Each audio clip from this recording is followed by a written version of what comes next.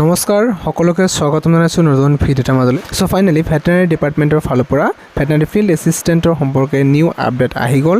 ইয়াৰ exam সম্পৰ্কে কেনেকুৱা ধৰণে এক্সামটো লোৱা হ'ব, কিছু পৰিৱৰ্তন এই ক্ষেত্ৰত কৰা হৈছে।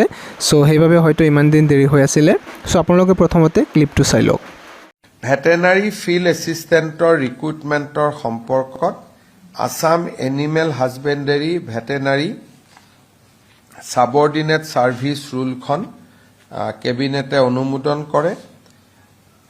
আমাৰ VFA সকল আগতে অৰেল পৰীক্ষাৰ দ্বাৰা নিযুক্তি হৈছিলে, এতিয়া ৰিটেন আৰু অৰেল দুইটা লগাই আমি পৰীক্ষা পাতি এবছৰ ট্ৰেইনিং কৰি তাৰ পিছত VFA সকলক নিযুক্তি কৰাৰ এখন বিধি আজি কেবিনেটে অনুমোদন জনায়।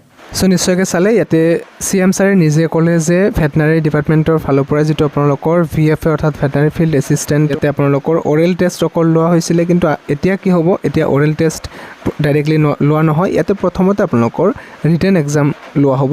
সেই ৰিটেন এক্সামত যিসকলে কোৱালিফাই কৰিব, ৰিটেন এক্সাম কোৱালিফাই কৰাৰ পিছতহে ভাইভা বা অৰেল টেষ্টৰ বাবে মাতিব, আৰু তাৰপিছত যিসকলে ভাইভাটো কোৱালিফাই কৰিব তেখেতসকলৰহে ফাইনেল চিলেকশ্যনটো ইয়াতে লাভ কৰিব।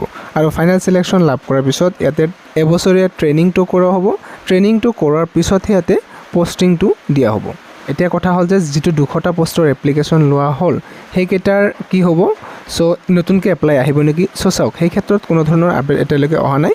হয়তো সেই যিকেইটা এপ্লাই হ'ল সেইকেইটাৰে এক্সাম হৈ যাব পাৰে, কিন্তু এনেকুৱা হ'ব পাৰে যে পুনৰ ভেটেনাৰী ডিপাৰ্টমেণ্টৰ ফালৰ পৰা নটিচ এখন মুকলি কৰি পুনৰ এপ্লাই কৰিবলৈ সুযোগ দিয়ে, এনেকুৱা হ'ব পাৰে, নাইবা আগৰো এক্সাম হৈ যাব পাৰে। যি কি নহওক পৰৱৰ্তী সময়ত আপোনাক সবিশেষ জনাই দিয়াৰ চেষ্টা কৰিম।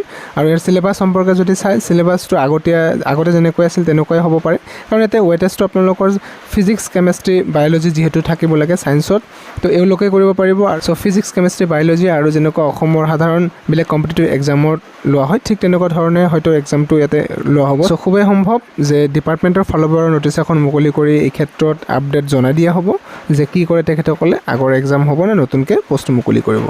চ' এইবাৰ যিহেতু চিলেকশ্যন প্ৰচেছটো চেঞ্জ কৰিলে, ভাল কৰিছে নে বেয়া কৰিলে আপোনালোকৰ মতামত জনাবচোন কমেণ্টত। গতিকে বৰ্তমানলৈ এইখিনি আপডেট আছিলে। পৰৱৰ্তী সময়ত যদি কিবা নতুন আপডেট আহে আপোনালোকক নিশ্চয়কৈ জনাই দিয়া হ'ব। ভিডিঅ'টো ইমান আছিলে, লাইক এটা কৰি ৰাখিব, নিজৰ ফ্ৰেণ্ডছৰ সৈতে শ্বেয়াৰ কৰিব। পুনৰ লগ পাম নতুন ভিডিঅ'টোৰ মাজলৈ। এতিয়ালৈ সামৰিছোঁ, ধন্যবাদ।